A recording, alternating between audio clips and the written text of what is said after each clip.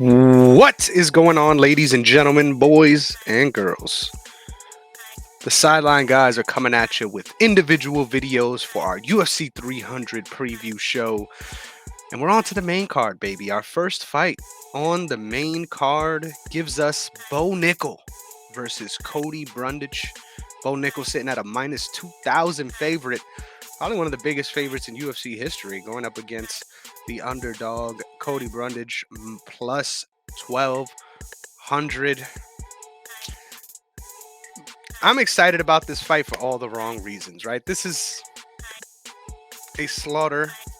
A lamb is being sent right into the jaws, to the grips of a lion.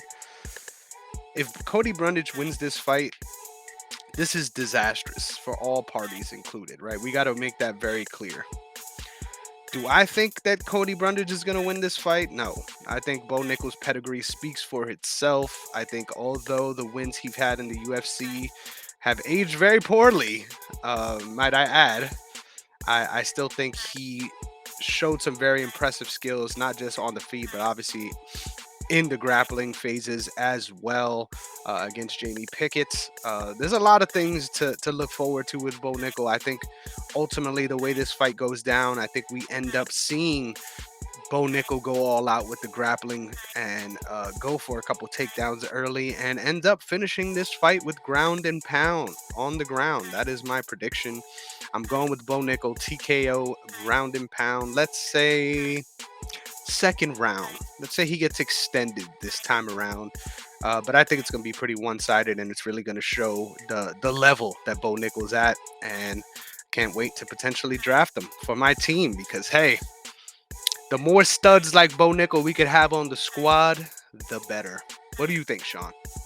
Honestly, this is one of those fights that I always mention on the show that, this is one where the UFC kind of just throws at you, to hype up a certain athlete or a certain fighter, and this is definitely one of those times.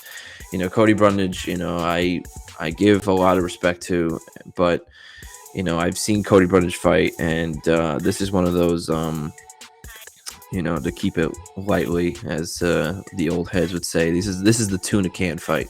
This is one of those where you just throw a guy out there for a high level named prospect to go out there and just absolutely maul on. And this is one of those times. And also, they're going to dial it back to the fact that, Bo Nickal doesn't have that many MMA fights.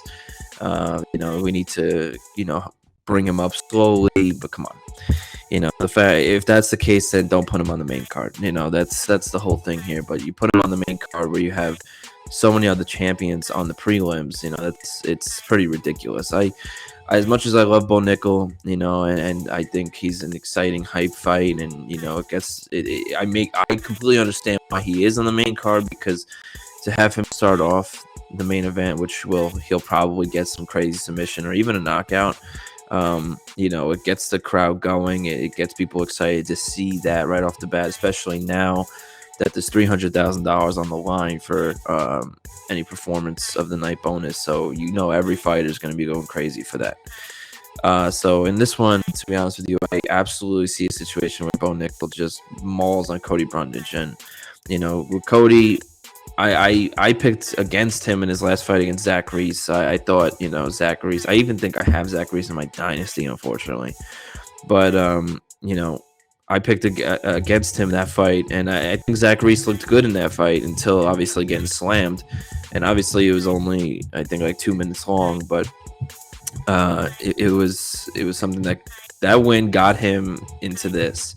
And, I think out of all the fighters on UFC 300, Cody Brundage is probably sitting there at the press conference going, how do I belong here? Like, why am I here? Like, he's the only one that's not really a name. He's been around for a while, but, he lost to William Knight on the Contender Series. Everyone knows William Knight, all right? And Cedric Dumas.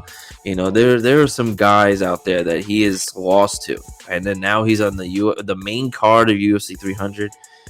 Really, shit don't make any sense. Like, if this weren't Bo Nickal, he'd be a prelim on a UFC fight night at the Apex. Let's keep this real, all right?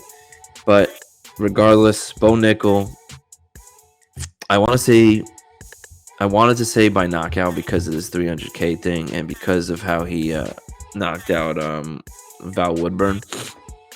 But I think this is one where he kind of just toys with Cody a little bit. I think Cody gives him a little bit of issues in the first minute or two.